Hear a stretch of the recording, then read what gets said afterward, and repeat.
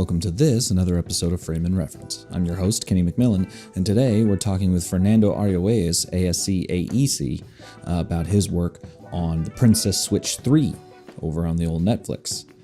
Fernando also shot the DC show Swamp Thing, which was an amazing show, undervalued in my opinion. He shot Prison Break. He shot one of the Walking Dead spinoffs. Just a bunch of really cool stuff. He's kind of known for doing more darker thing, like your Prison Breaks and your Swamp Things. But was able to go off and do kind of a romantic comedy with The Princess Switch. So we have a good chat about those dichotomies, as it were, as well as a lot of really great discussion around the history of filmmaking and what makes a good artist in our opinions, and sort of speaking to that lineage that I believe a filmmaker needs to be aware of, and sort of, I guess, participate in is a weird word, but because you don't participate in the past necessarily, but make it part of you as you go forward. And he seems to agree. And that's actually something we're going to be talking about a lot in the next handful of episodes that you'll be hearing, because obviously when you listen to this, I've already recorded a number of them. So so that's kind of where we're at right now, both with the podcast and with Fernando. But here, without any ados to be further, as I've said too many times, I think, in these intros, here's my conversation with Fernando Argüelles, ASC, AEC.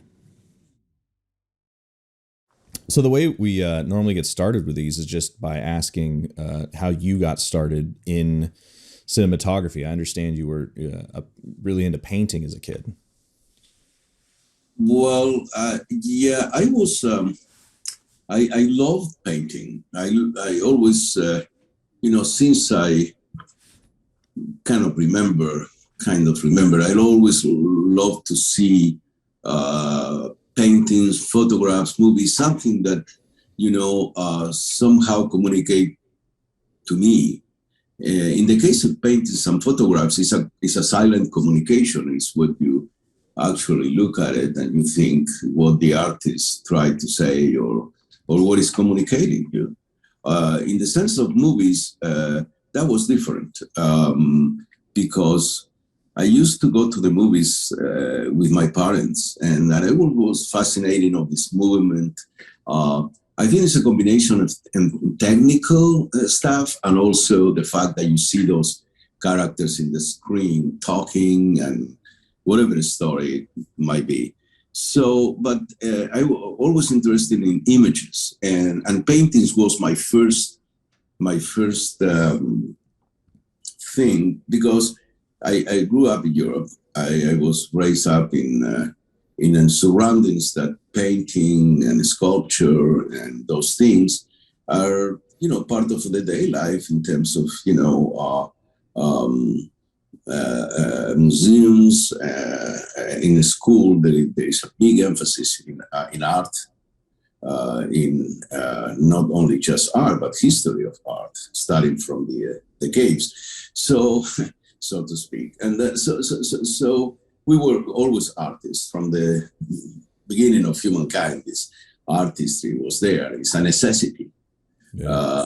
Even though some people wants to make it like we don't need art. Yes, we do. Very much so. And probably is one of the things that is saving the world right now. Yeah. So I became fascinated with that, with paintings, images, all that iconography of some of the heavy Spanish painters, whatever is 12th, 13th, 14th century, up to Goya and something like that. And then other painters from other parts of Europe, like Caravaggio, Rubens, Rembrandt, whatnot. I love it. I did. I spent hours. I spent more hours looking at images than actually studying, reading, trying to memorize. I think it was more interesting, to see. Oh, look at that! Look at the colors, the landscapes, the things than studying and trying to learn. Well, and you can also, like, especially with, I find when I'm photography too, but especially like paintings and stuff, you start to tell the story in your head, not only of the painting, but like what was going through the painter's head when they made it, or like, looking at brush technique or anything like that. I always find that you can really kind of, it's almost meditative, versus reading a book or whatever. There is this silent, situation between you and the artist's work, that only you, nobody else in the world communicates with that person at that particular moment when you're looking at that thing. It's very unique, and and there are a lot of things that I was probably, we're talking, I was 12, 13 years old when I started being very interested about this. Also, my father was an avid reader, and at the same time, I was reading books that they were not for my age. I was John Dos Passos, Steinbeck, Spanish writers, South Americans like Gabriel Garcia Marquez and whatnot. So I was at 13 years old. I was getting information that it was for more mature, but that's the books were there. I was here. Why not to look at it? and so my studies kind of suffer from it. Sure. A lot, and that was the dichotomy of how I grew up. But I grew up, as I said, images always interest me. And then I tried to paint, and to be honest with you, I was very bad drawing. Couldn't draw very well. I remember one thing was a horse head. I tried to draw a horse head, and it was a disaster. My teacher was like, "What is that?" And he wasn't very nice, but he was very good. So, and I think that frustrates me to the point that I got to photography. And my brother, I was about 16, 17, had a Yasica then. It was not a reflex camera, but it was a 35 millimeter camera. So I put some black and white film. I processed it, and then I did the contact sheets. Oh, yeah. So I didn't have money for a magnifier. I didn't have money for bats. So the only thing I have money is, it was just to see my photos in positive in contact. And it was a lot of fun. Yeah. Were you able to invest in a loop and like actually get in there, or were you just kind of doing one of these? No. At that time I had better than, I didn't use glasses. Yeah. So I just watching, and you could see it. And I said, wow. It was a self-discovery of technical stuff and a process that fascinated me, to the point that I decided to start doing more stills and getting to the next level, which was, oh, this is great, but what about this when it moves? And that is motion pictures. That's why you're a director of photography, because then you get into the same, but now moves. It's the next kind of situation. Not that it's more or less important, still or motion picture, but it was and somehow a natural progression. Yeah. Do you think that by kind of at first being forced to look at the small contact sheets, that affected your sort of compositional eye in any way? Or like you had to do everything in close-ups or whatever? No, not necessarily. No. I mean, stills is one thing. You learn listen, I was learning. It was a completely learning process at that time. So I don't know if it would have affected or not. Personally, I don't think so. I think when you get into the image, in the moving image, things change a little. Yeah. There is a difference between a still photography and motion picture photography or moving image. There is a radical difference between the two. One is a contemplation of the decisive moment. Meanwhile, the other is a contemplation of a story, which is told with a camera and lenses and lighting and whatever it is. Yeah, it's funny these days because now all the photo cameras shoot video. I'm seeing a lot of, and this has been true for over a decade now, but a lot of young photographers start getting into trying to make films, and I shouldn't say try to make films, that's dismissive, but they're making their films, and the visual language is completely wrong. And then they, instead of thinking, oh, this doesn't look cinematic because of, you know, editing from shot to shot, they buy the shallowest depth of field lens they can get, smack a bunch of filters on there, and they're like, now it's cinematic. Yeah, right. Well, I mean, it's a lot to talk to what is happening nowadays. I think the quick I don't know how to call it, the quick reward that somebody's going to see your work in a social media or this or that, it has becoming everything like shorten up, and okay, I do this, and then because I have a very no depth of field, I am a cameraman or a cinematographer or a director of photography. Not quite so. There is a process. From Picasso, and I mentioned in Picasso because, you know, it's somebody that painted that most people know. Yeah. From Picasso to whoever, there is a process of learning. I mean, Stanley Kubrick didn't get there before, was a tremendous still photographer. Right. You have to see his stills. They are great stills he did in New York and some other places. He was carrying his camera around all the time. So this quick connection of all of a sudden we became a filmmaker because I put a neutral density filter and I shoot wide open at 1.7. Yeah, whatever, but that is not what it is. It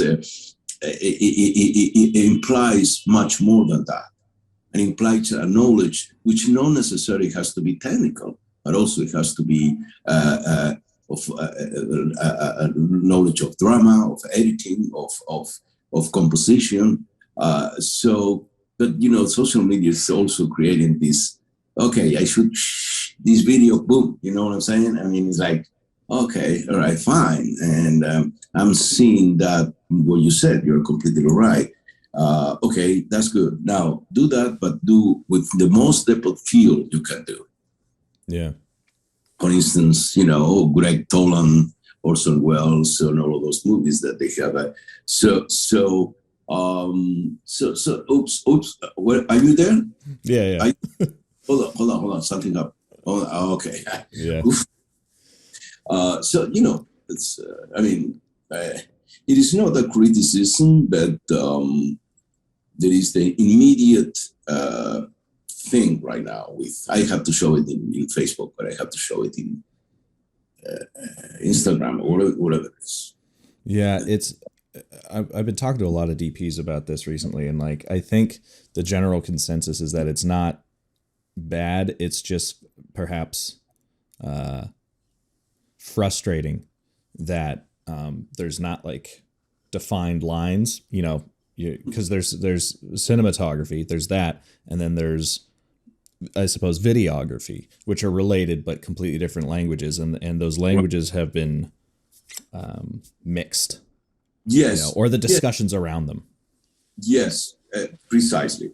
There is a very good point there. There is and I like this conversation. I'm not talking about my career, but the thing is,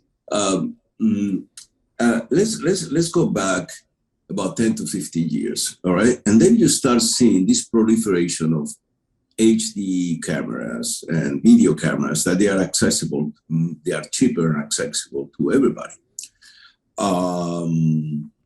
So the guy comes, buys a $20,000 or whatever it is red camera, for instance. Maybe I use Arri, Alexa, whatever, you know, or a Black Magic, or, you know, camera with decent, 4K to 3.9K, whatever it is. And, you know, start shooting. So that is not creating, that is not a cinematographer, no matter what that guy thinks, because he was a camera, several lenses, he's a cinematographer. That's not being a cinematographer. Everybody's able to buy. You go to a art shop, you buy the big canvas, you buy your paintings. You're not going to be Caravaggio, my friend. Right. Everybody's able to buy. And we don't have a Caravaggio today. the thing is that there is more and more. It has been a tremendous and that socialization of cameras before Right. was very expensive to have cameras. Okay, this democratization, let's put it this way, the word socialist is kind of scarce. So the democratization of cameras, it has worked two ways. One is to have an excess of people trying to say I'm a cinematographer when they're not, or I'm a DP when I'm not, and other people that they have learned from there. You know, they have learned from that, and they have little by little done the steps, little by little, or whatever, done the steps of work that it takes them to be a cinematographer. Now there is the flavor of the mouth too. Yeah. And don't forget the flavor of the mouth. Okay, and it's like all of a sudden somebody shoots something, and it's kind of cool, but it's one hit. It's one hit. And then all of a sudden, this person becomes like, oh, wow, look at that cinematographer and all that. And that cinematographer. And then you see that after that, there is not much more to say, because well, that was just appropriate for that project. But then when you are working as a person that it has to do other projects, you are not able to do it because you don't have the background for it. And right. It has happened. I don't want to go into details, but I've seen things that I went like, wow, that's pretty crazy, you know. There are two things. Desmythification of the director of photography is fine. The desmythification of the director as directors is fine, but also that creates a lack of real interest for the trade from, you know, to start from the beginning. Yes. Those two things there, you know, I don't know if I'm explaining myself well enough. No, you are. It's, you know, it's the I think, you know, I certainly grew up with the internet. You know, me and a friend of mine were just talking about how it's strange that we were alive before the internet. Like we were right on the cusp, you know, but it's still strange to be like, man, I remember a world where no one was doing that. It was just, you had to sit in a room and look at each other. But what the internet has done is, like, you know, I remember in school, the teacher would always be like, you will never have a calculator in your pocket, so you have to learn math. You know, that's not true. I have one with me forever. You know, if you're in history class and you don't know about something, I've got it right here. I've just learned it. That's right. And I think, you know, maybe you're at home and I liken being a cinematographer sometimes to being a plumber, in that, you know, it's like a trade. It's a bunch of hard work, and you're paying for me to fix a problem in 15 minutes because of the 15 years I have doing it. You know, I'm not looking it up. And but you know, go ahead. I was just gonna say, but I think that immediately learning, you know, you can hop on YouTube, watch a tutorial on how to expose an image, and then you go like, got it, I'm done. I see people online talking about how they you know, they've learned, I just bought a camera. I'm trying to get more jobs as a DP and as a director.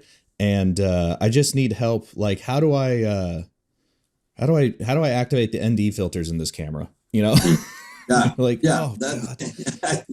Yeah, there is all bunch of things. There is people also teaching that they have not much experience, and all of a sudden I see them, you know, they're offering the self-teaching, or they have some kind of courses. I haven't done anything of that, and I have a pretty heavy experience, I think, to be able to teach something. But I don't want to get into that, because the teaching factor is for certain places. We have in the ASC teaching classes, as you know, and maybe some. But I don't want to, you know, be in the social media like I don't have the time to you know, to that kind of stuff. And I've seen people just like, what is this guy talking about? Or, I mean, what is his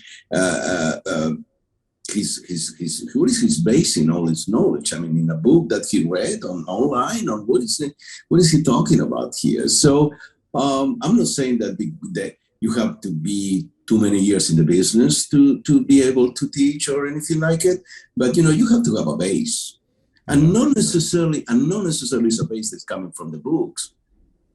or online is a base coming from your experience on the field. It's not just putting a light here and say, oh, okay, I have this stuff. I mean, it's a little more than that. It's an art formation of your brain with your images. Yeah, it's that was something I was going to ask you a minute ago. Was something else I've talked to a lot of DPs about is the difference between technically correct and emotionally correct. Sometimes the image that you need to make for a project isn't 3-point lighting, cover the hell out of the scene. Sometimes it just feels right to do something else. And a lot of times that's the correct answer. Yeah, that's very good point. First of all, I think we are, I've never been a very technical person. Okay.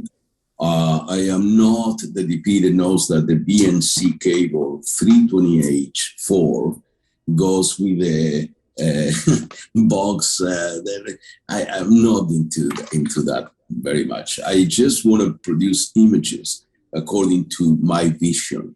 Of course, I know what a 720 is. That's small stuff that it gets me what I need to know. Let's not forget that I started more in film than in video. Right. So I have the analog formation first. I just want the camera to be able to reproduce the images that I envision. Okay. And I know just the technical aspect of it that is necessary for that. The rest, and which is tremendously big. And sometimes I hear people and I go like, wow, I admire them, but that's not what I want. I'm not in, you know what I'm saying? I mean, I'm interested in seeing how the actors move. And I said, okay, well, the best angle might be right here. And then, a diagonal that it makes the whole, I'm very much into architecture. So I love the actors to be surrounded by a background that they feel correct to act. If you put an actor against a wall, white wall, like nothing happens. But if you play with the camera to find perspective, force perspective as well, diagonals. I love diagonals. In fact, most of a lot of camera moves that I do, they are diagonal. And why? It's because it brings a three-dimensional aspect of the backgrounds with the actors. Meaning, when you start moving diagonal, things start shifting in a different way than if you shoot, like parallel, for instance, or going in. So the diagonal creates a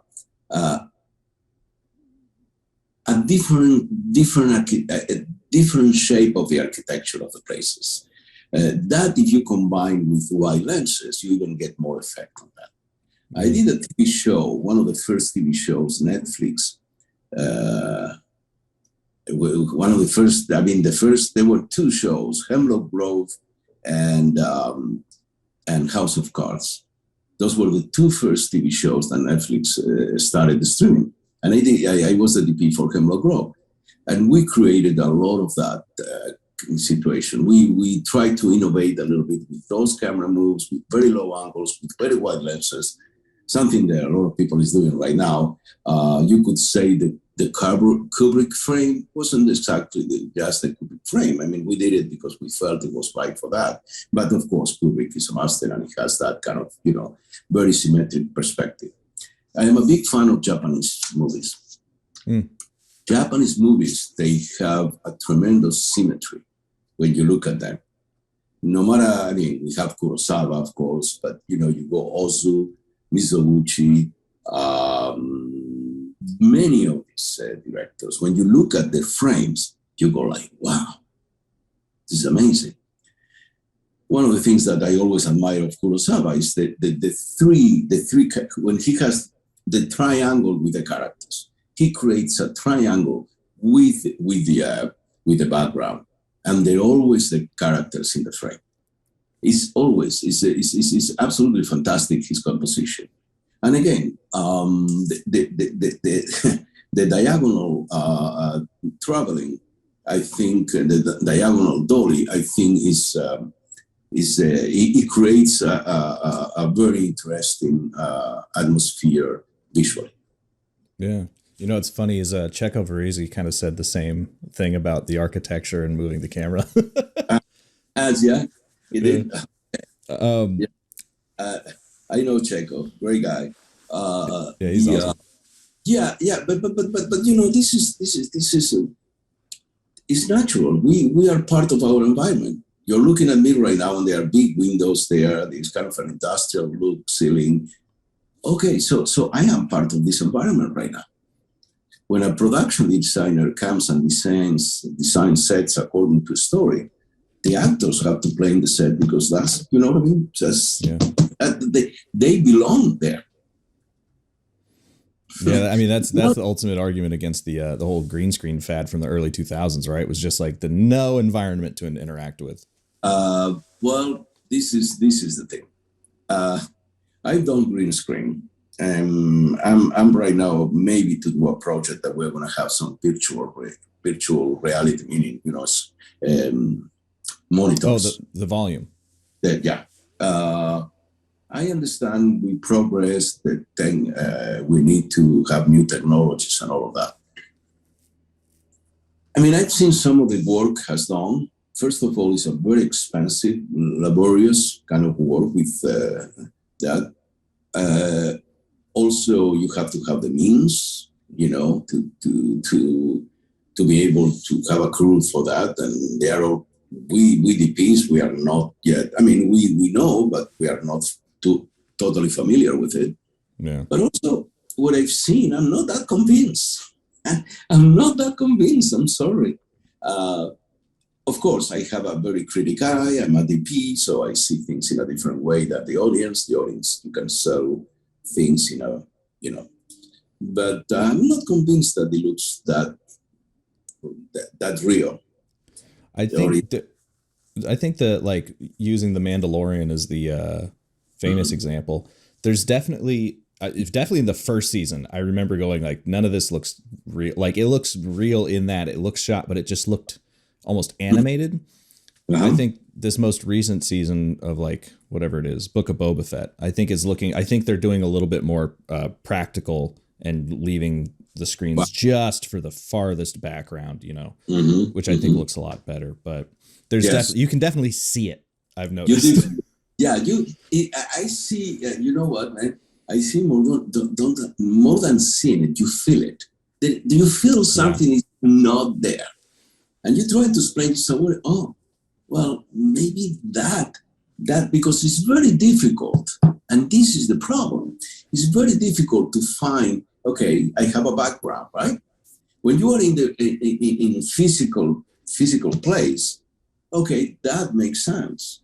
But how exactly you measure the from your lens to the background that you're photographing and make it work? You know what I'm saying? No matter what, there is something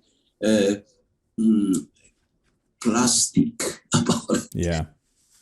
You know, something that it doesn't look right. But the combination, you know what I thought when I saw The Mandalorian? I said, maybe if they would have used this system, but instead of shooting in video, they would have shot it in film. Film would have gave a certain depth. Of course, it was a thought, but maybe film would have adjusted to that kind of proportion due to the organic formation of the negative. So you know, and I thought for a second, I said, wow, this might be, maybe that would have looked a little better. You know, it was just a thought. I don't know, but of course the cost in film is atrocious. So yeah. Well, and apparently they right now, unless it's changed, they have to use, I think it's a specific Alexa. Like they made an Alexa and tweaked it. So because it's the only camera they could get to render that background correctly. Well, like I think yeah, go ahead. I was gonna say, I think like the reds, like the background just looked a completely different color. Like it couldn't render the screens, like the physical screen wouldn't kind of blow out correctly. I think melt away. I think it's an Alexa 65. I Oh, think wow. it's the big Alexa, the 65, which has a massive sensor, and it's the camera that it would compare the closest to film to some extent.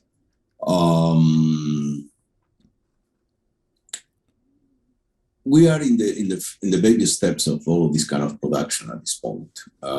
So we are learning, all of us, even the people that they build that, and they. So it is a slow process. I haven't seen anything yet that it compares with real. It compares totally with real location shooting. Therefore, the audience might not see the same that I said. You see, at the end, it doesn't matter what I judge or not. It's a matter of you're going to sell that to an audience, and they're going to like it or not. And I think that for them it works. Yeah. Was the transition from film to digital difficult, or did you kind of come to it? And also, what sort of techniques are you glad that film taught you that you brought over to shooting digitally, and what did you kind of go like, oh, thank God we don't have to do that anymore, if any? It was difficult for all of us, I think, for all the DPs, for some of us more than others or less than others, but we were all in this ship that all of a sudden things were changing. There was back 12 years, 13 years ago, when the whole process started changing, 14 years ago. There were DPs that were, some of us we were against, and some others they were completely against it. Yeah. I don't know if the guy did a lot of Spielberg movies. One of his first DP he worked with, Alan W. Alan W. said a sentence that it ran through the DP world for many years is, yes, I'm doing very high definition. It's called film. So, I'm doing high definition. Oh, this is high definition. It's like, you're going to be like film. I said, I'm doing high definition. It's called film. So why? So it was, kind of the whole sarcasm included. So it was a struggle. It was a struggle because we were not prepared. We were not prepared, quote unquote. But what it was not prepared were the companies that they force or the whole thing to shift into HD. Meaning, they were not the right cameras. They forced us to be prepared for something that they were not prepared for. Yeah. Okay. I mean, Sony and whatnot. Meaning, my first film transfer, I finished, did Prison Break. I finished Prison Break, and then my next TV show, it was with digital. The studio came to say, we are going to start shooting digital now, and you have to do it, or you have to say goodbye, basically. Oh, geez. Yeah, it was imposed in some extent.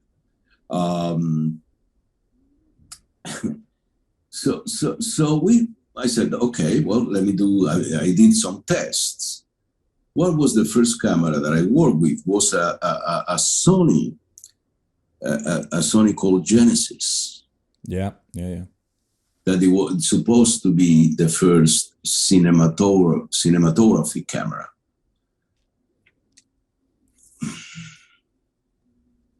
So, with video, everything is going to be smaller. They was bigger. I mean, we have more cables. We used to say, what is this spaghetti here? Yeah. So, and then the DIT, and then monitors and waveforms and more monitors, just because at the beginning, nobody knew anything, by the way. So, the only thing the piece we knew is how to write. You see, our artistry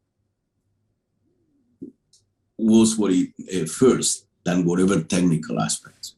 We couldn't apply we couldn't apply the underexposure, overexposure, etc., over processing that we have in film. All of that was gone.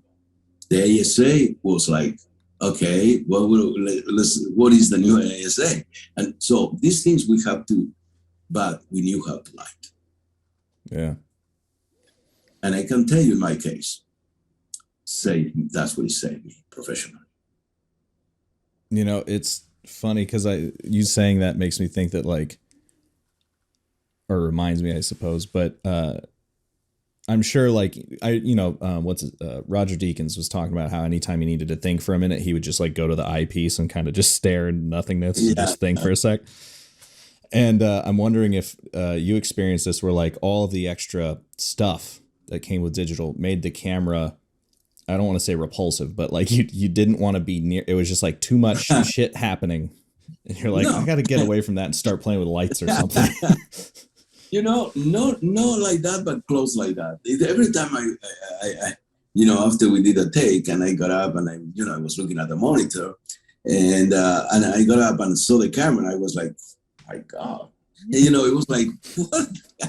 Oh my God. It's like, what the? So it was a little bit like a surprise every time I look at the camera. I mean, you work years and years, your magazines, the whole system and all the sudden things go from your analog thing into a digital world. So, and there is one thing people do not consider sometimes is that some of us, we came from more analog structure thinking. And yeah, I know this sounds a little philosophy, but it's true. No, we love that. We love it. And I'm going to put it here because this has been important in my career. Analog, my brain was built in an analog system. And then all of a sudden I am sucked into a digital system. So my brain, my thinking, it had to adapt to new ways of thinking. Would you say that there's some of these new ways of thinking that have actually helped you out? Yes, I now 14 years after, I can tell you many things that I think they help me out, that I'm happy with. Other things I'm not that happy with, but I think there is a certain things. I think that they have progressed. I made a progress as a cinematographer because of that. It's important. Going back to that was my first camera. The second camera was a Sony, the 55, also very bulky. That was my second, another show I did. And from there, 2-3 years here, and the Alexa came. I was in Dallas, Texas, and I saw and a friend of mine, the owner of MPS there, said, "Hey, come here, there's a new camera from Arguelles." I said, okay. So I went there, I look at it, and just seeing the camera, I said, why I have the feeling that this camera is going to be the camera I'm going to be using from now on. Just because I am, again, I'm going back a little bit to the Japanese thing. I like simplicity. No simplicity, simple. No. You know what I mean? I mean, I like, yes, simplicity. So simple, but not simplistic. Yes, yeah, exactly. Thank you. So I saw the camera and I said, wow, look at that. ASA, color correction. That's all I need. That's all I need. That's what I had in film previously. What I work in film. Color correction, filtration, lights or camera, and the speed of the film. So this is the same. So now I start getting a little more like, and it's, when you are going to do your art, you want all that technicality taken care of. So you concentrate on how the framing and the camera moves and how you tell the story, and how it's not about some kind of menu and sub-menu and sub-menu, the sub-menu. I don't care about that. You know what I mean? And it's all that kind of stuff. So the Alexa, I saw the results. I said, this is very good. And then I used it for my next show. It had a tremendous latitude as a camera, tremendous latitude. I mean, I remember the first scene of the episode. It was somebody escaping from the roof of a prison, from a jail, and I only put one light from the back, nothing in the front, and the camera, the sensor.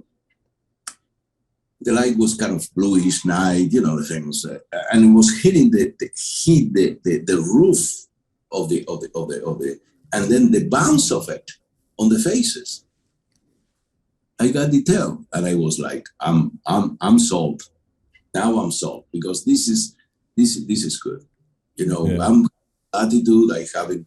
So this is looking more what I used to. And I've been using Alexa pretty much since then. And I think the other cameras are good too. Listen, Red has fantastic cameras out. I think the Ben is a very good camera for what I've seen. The thing is, my eye has got used to the Alexa. I've shot hundreds of episodes with Alexa. So, or features. I just finished last year this Christmas rom-com, Princess Switch 3, and I use the DNA signature lenses plus the Alexa LF. Yeah, beautiful combination. I have to say that it just looked, glowing and beautiful and soft, and separation and contrast. No, the windows were right there without blowing up into pieces, and we have like 10 4x7 or 3x7. I mean, 10 windows there, and everything, it worked well. So the Alexa is kind of, I'm used to it. It's I'm finding now that most DP, I've mentioned this before on this podcast, but most DPs now talk about lighting in almost reverse terms now, where it's not about adding light, it's about taking it away. You know, tons of neg. Just trying to make contrast, because it feels like the sensors are so sensitive now that anything can play where you don't want it to, and it's like a lot of grip or something. Yeah. I mean, there is a point to make there, but again, if you have that in consideration before you start lighting, then you have a little less effort. I mean, less work to do.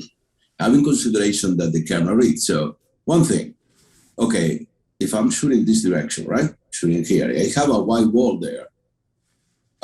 Probably no going to I don't know what your hand's waist. I don't know. I've never seen that before. Wow.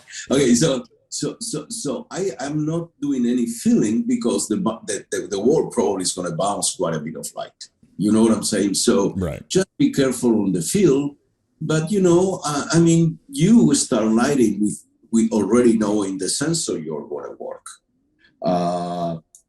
I think again, and I'm not doing propaganda for Arriflex. They should do it. And they should do an interview. But the Alexa is very forgiving. One thing that film was good for us, it was forgiving. You made a mistake, and the film covered it. Yeah. Because of the nature of the organic element that the film had. I think the Arriflex, the Alexa in this case, it kind of does that. I talked to engineers of the Alexa, and they basically build the camera with the principle of film, with a film principle. So, some of these things, like excess of light, before, you have to know before what you're going to light. Therefore, I understand people is putting a lot of negative fill because of that. I understand that you don't put too much lighting, don't need to. You see, first of all, I'm I'm against too much light. If my concept is a little more naturalistic, if you want, and you can do very stylized naturalistic as well. But I said always, one light is better than two better than three, and so on. I mean, that's, I think for two reasons. One is because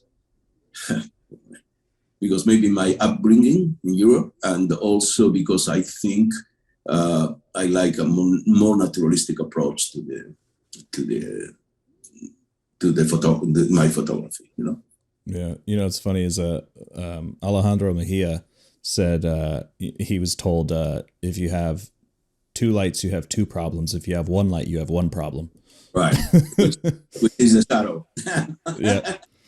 By the way, yeah, I always was fascinated to see things like all of a sudden you're photographing somebody and there are like multiple shadows. One goes that way, the other goes that way, and the other goes up. The thing is, you have to see the progression of Hollywood. And in the 40s and 50s, they were massive amount of lights in the set. Yeah. But films were very low, ASA. They needed to stop down to 4. They work with the whole thing has changed tremendously from 50s to now. It's like two different worlds. The lenses are completely different. The eye of the audience is different, as does the PR as well. So we don't need that amount of lighting. But it was a tradition in Hollywood. When I came to the States and I said, wow, look at this, the 2 tracks of here, lighting. What is? And sometimes you need a lot of light, but not all the time. You know what I'm saying? Is people are shooting more on location than on a studio. You cannot put too much light on location unless that is a big night. Then yes. I did the Fear with the Walking Dead, some episodes, and that show took some serious amount of lighting to. Oh really? Yeah. Oh yeah. Even if it doesn't at nights, yes, because we have big fields, big angles to cover, and there were people coming from way far, so that took. And everything nowadays, I think, Princess Switch, for instance, also we have to light all big rooms in castles from outside. So there were cranes and cranes and cranes and cranes, But then you just light once, and inside you put very little. Right. You know what I'm saying? So it's not like inside one and all that and a flag. No, you light from outside, and inside you just put very little film, or even negative film. Yeah, because I took a look at the Princess Switch last night, just to kind of see, not necessarily my type of film that wasn't made for me, let's say, but I did want to ask. It's got a very Christmas movies, or maybe even like certain like Hallmark movies, or whatever, have that really have a look, and coming off of stuff like Swamp Thing or Prison Break or anything like that, how did you have to think about this film differently? And like, what did you have any references for it, or like how did you tackle that? Yeah, there are some, first of all, the film is as Vanessa Hudgens, the film. So what is the first thing you do is, okay, let's see how we're going to light her. That it looks good, and at the same time, she's playing 3 characters at the same time, drive me crazy. So you have to give a certain unique look for, or the more unique you can. So I went to a reference for, I like what is called the Rembrandt 45 degrees light for her. You know what I'm talking about, right? This 45 degrees comes and then it leaves a little bit of shadow here, but there is this photographer, I forgot his last name, I don't know if it's Hawley or Hawley, a photographer in the 40s that photographed the stars, all the stars in black and white. There is a great book of him, of photographs, and his photographs were phenomenal. really phenomenal. So I started looking at his glamour photos. They were, for press kits or whatever they were at the moment. Right. So I said, this is it, right here. This is the light that I'm going to try to use. So pretty much everything that was the concept. And then looking at some comedies, some comedies and getting a little, but that was the beginning of how to light Vanessa Hudgens. And it worked. We used a very soft lighting, but still there was depth. Still there was contrast. We were in places we couldn't put lights, by the way. We couldn't put lights on the walls, on the ceiling, anywhere. So what we did, because it's a Christmas movie, there were a lot of, you saw in the trees movie a lot and of presents and stuff. Christmas tree here, light right here. Yeah. So what we did, and the rooms, man, they were massive. So what we did is, okay, we have 4 Christmas trees in the 4 corners, plus other Christmas trees around, and the whole, our production designer was great. She was, and so what I did is I put four lights, each one behind a Christmas tree. So if I shoot this way, I have my backlighting. They were with soft paper, they were high, but you see the frame never went so high to see the top of the Christmas tree. They were tall. Right. So that created our either backlighting or side lighting or soft lighting. Then on top, those ceilings were, no exaggerating, about 13 to 15 feet high. They were amazing, amazing. So there we put a balloon. Oh, all right. We have a balloon way up like there. The air mattress looking thing. Yeah, exactly. Way up there in the ceiling, above their own lighting. Listen, we have to be careful. These are mansions that they are historic mansions. So everything was like, we couldn't touch the furniture. You were just, and go with the arm in a chair like this, and you have somebody, excuse me, oh, I'm sorry, that. So that was the degree of the thing. And so I have covered everything. Behind the windows, there were HMIs with cranes behind the windows. We put paper because the light is very short in Edinburgh at that time of the year. So you have 9 to 3. You don't have daylight pretty much. Yeah. So in the moment we didn't have daylight, we start turning on the HMIs. And as it was going darker, we were moving the light closer. So what it happens is that we have the same ratio, the lighting ratio, all day long. You know what I mean? Thank God. There was the only way. It was the only way. It was a pity. We have some scenes that we could see outside. The landscape, it was beautiful. The landscape was incredible. I would have loved to see outside, but we couldn't because the daytime was very short, and we have a lot of daytime scenes. Yeah. So that configuration, that's what it made happen. Now, the only thing that I add to this, it was a light always for her, 45 degrees forever, with a very thick diffusion, so it just wraps beautifully her face.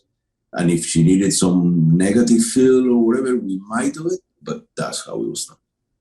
Yeah, it's funny because, we always talk about you don't always need to make a pretty picture in a film. But the whole film is very pretty. It's very pretty. It does look very, as you're saying, like standard glamour. Yeah. It was totally intentional. Yeah. 100%. Yeah, it was just to make it pretty, and maybe just an excess of prettiness. I would give you It's a Christmas movie. It's a Christmas movie. It's her, which she deserved, because she's a great actress, I think, and person. Yeah. Very funny. I wanted to have that look, almost like the glamorous look of the Hollywood movies, which I think deserves. It was my homage to the glamour Hollywood kind of thing. Totally. Rita Hayworth and so on. Yes. Was the character of the image all just the DNA lenses, or because it looked like you had a pretty thick whack of diffusion on there? No. Let me tell you with the diffusion, we have what is called pearl filters. Oh yeah, I've got some pearl scent filters. Yes, we have those, which makes the skin to glow a little, and also it gives a little pearlish, that whitish kind of thing.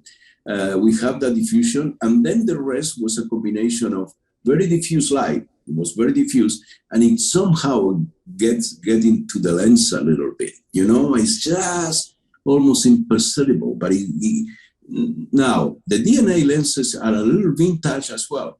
Yeah. When you light with that kind of thing, the signature lenses, they give you a creamy, soft look to it. I call those lenses vintage modern lenses. They are fantastic. Yeah. I think they are fantastic. I was very lucky that they didn't want to pay for them first, and I showed them some samples, and then the producer came and said, "You know what? I saw something shot, and I think you're right." So, and definitely the lenses perform very well. Yeah. So, but that was the combination. Sometimes I use a satin. A satin filter. It was the pearls and the satin, depending on the who was in the frame and all that. And in sometimes there was a little smoke, which it gives you an extra layer of softness. You see, when you are pointing the camera and you have 4, 5, 6 windows, and that light is coming this way, and those windows are, as I said, 4 by 8, 4 by 10, were massive windows, even though but there is light coming there. It's hitting your lens somewhere, and it also desaturates the image, and it gives you some softness. Yeah. You know what I mean? How were you handling the having to comp Vanessa Hudgens in 2 separate times from the time you're filming? Was everything on motion control at that point? Or was that post's problem? Okay. You asked me something very interesting before, how you went from Swamp Thing to do this gone wrong, right. And I'm going to tell you later. But that was so no, a lot of was motion control, and a lot of was just leaving the camera. You leave the frame, don't move it, and then the other actor comes with the other. The actors comes with another dress or whatever the character was. This is let's say that it's 5 or 6 people. You have your frame, and she is 3 of those 6 people. Okay. Camera stays still, and then what she does the character. We have doubles for her, all kinds of doubles for everybody. Not only we have her 3, there were 3 different characters. It's one of the guys that played one of the characters couldn't come to England, so we have to change him for a stand-in. So, oh God, 6 people, and there were 4 people. There were 3 or 4. They were not the one. So we mark it, put the camera, leave the camera, do the action again with one character, character 2, character 3, do the action 3 times. So you have that composition with all the characters, and then you start cutting, and then you start going in. And when you go in, it doesn't matter, because the other character is inside the camera, the other side, just with one character. We did some motion control.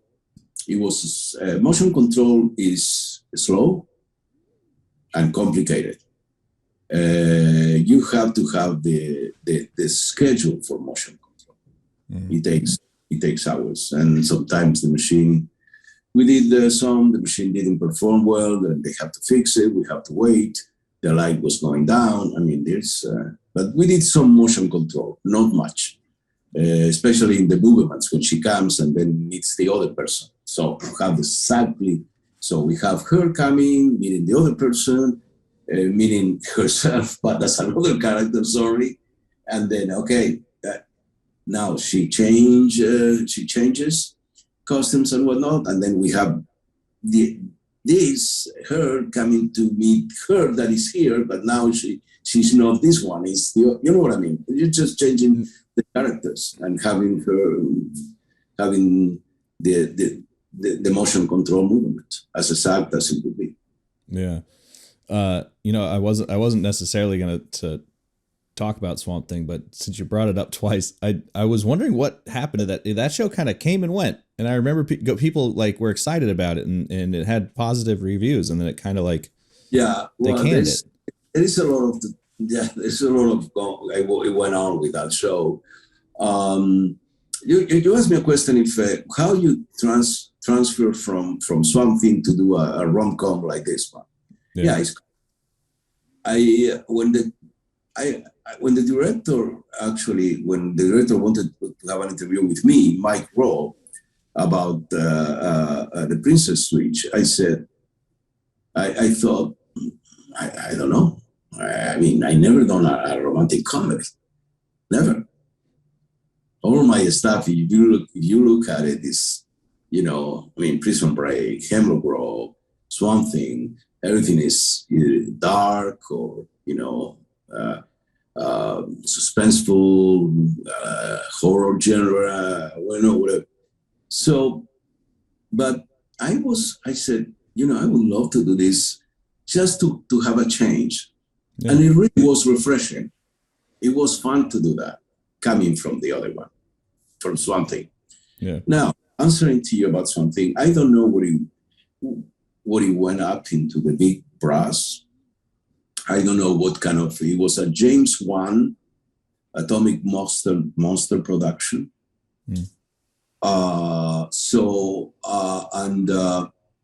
I don't know what was exactly the issue there. Maybe each episode was $9 million about. But damn. Yes. Oh, but the difficulties to do that show were tremendous. I mean, the infrastructure created for that show was tremendous. I mean, we have to have 2 lagoons working every day with running water infiltration to put the actor. You cannot go to Louisiana and put the actor and all of a sudden there is an alligator. We created a 140 by 120, something like that, swamp.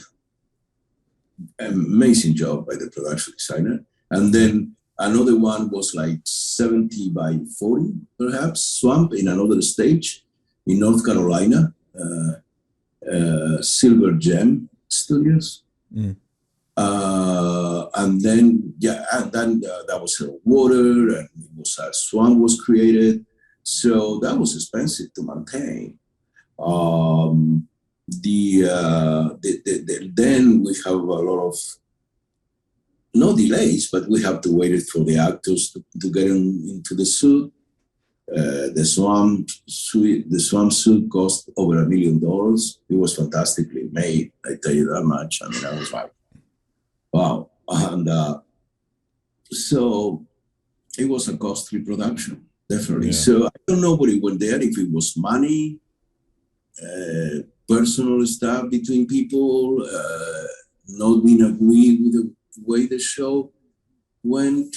I did 1, 2, 3. I think from the 10, I did like 5 episodes. Another DP did 3, and another guy did 1, because we were so much work that we needed, 2 DPs couldn't handle it. Just that it was expensive, but it was a great show. got great reviews. Yeah. And everybody seemed to love it. Yeah, that's it. That's what surprised me, was just like, I remember it coming out and everyone going, "This is awesome." Because, making a Swamp Thing show, like at first glance, would be like, really, we're gonna bring him back? But apparently, you guys did a great job, and just it's kind of frustrating to see it go. Yeah, I'm extremely proud of the way that show looked. It was so organic. The visual effects were, and this was dictated by actually the production company. The VFX were minimum. Most of the stuff we did it. Even we have one guy on fire, and we did it physically. It was a stunt. A guy with. So you know what? That created a different show than all of these VFX of people flying and whatnot and jumping out of the sky.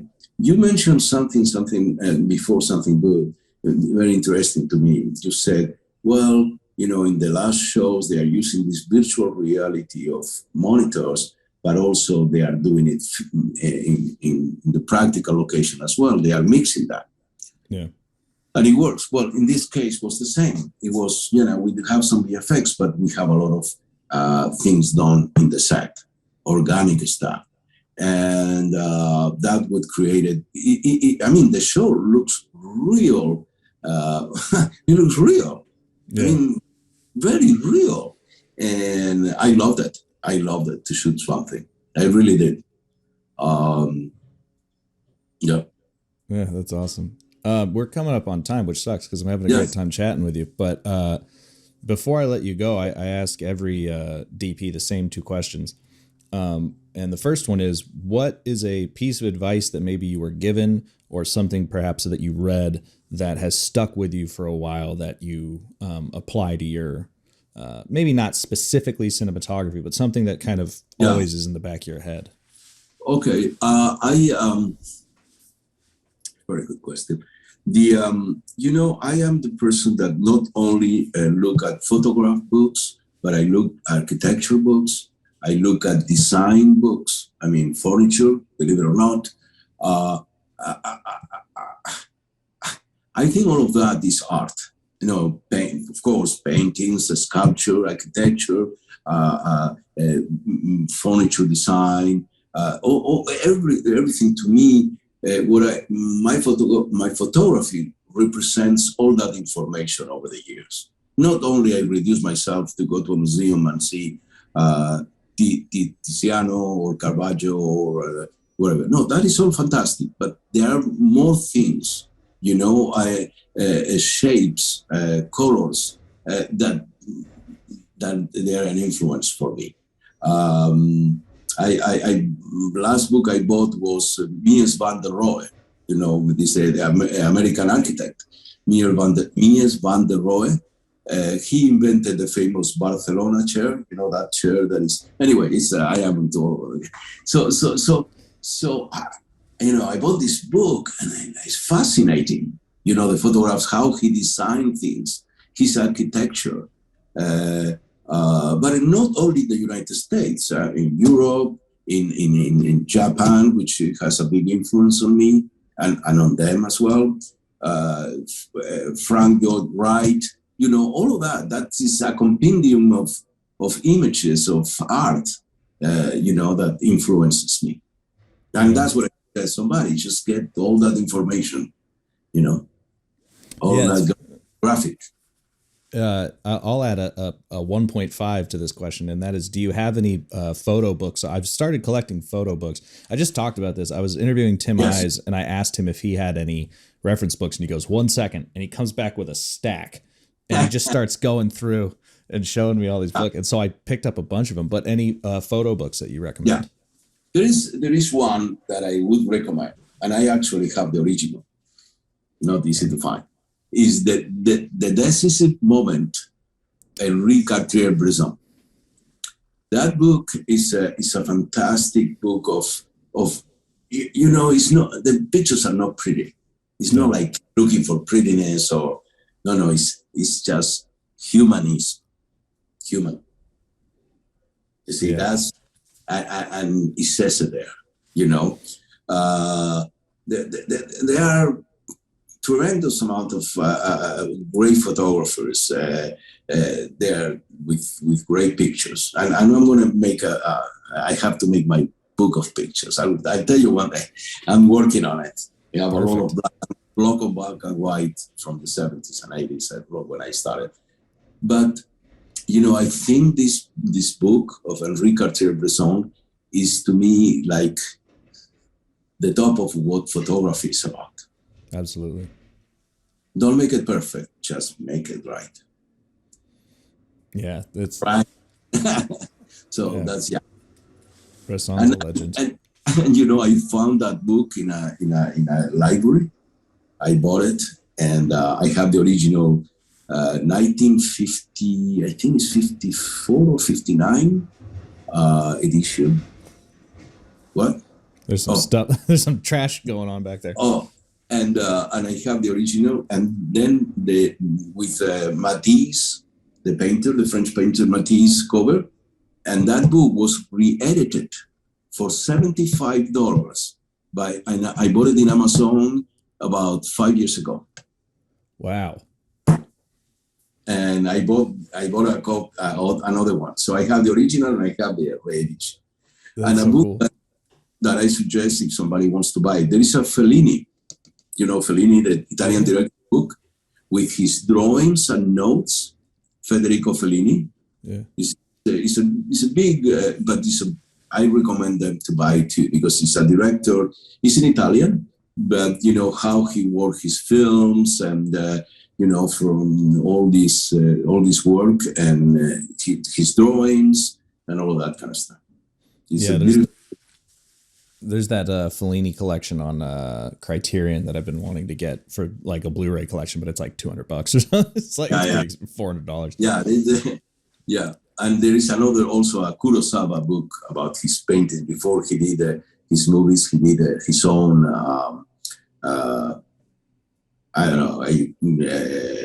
paint little drawings of previously, and it's also a fantastic one. Kurosawa is very good too. That's Fellini.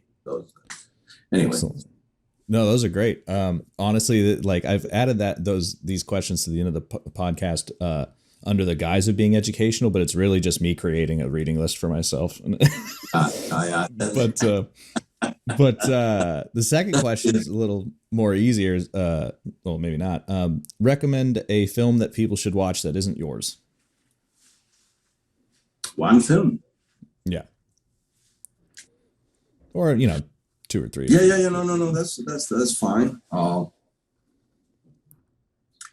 Because of because of the film in general that I like. I mean, there's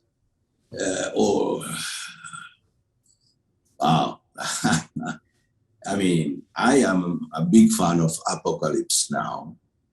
Sure. Big Apocalypse Now. Which Apocalypse Now is more than Apocalypse Now when you start reading about things there. But that behind the scenes documentary is insane. It's insane. And also the idea is based on a book, what was his name? Jack London or something like that. It was a Romanian guy. He wrote the book about his experience in Congo, the Belgian Congo. That probably wasn't Jack London. Yeah. They were. It is a whole thing behind is the tremendous. There is another movie that I love, was Los Olvidados de Buñuel, black and white, made by Luis Buñuel in Mexico, about the poverty around the Mexico capital, and it's about kids.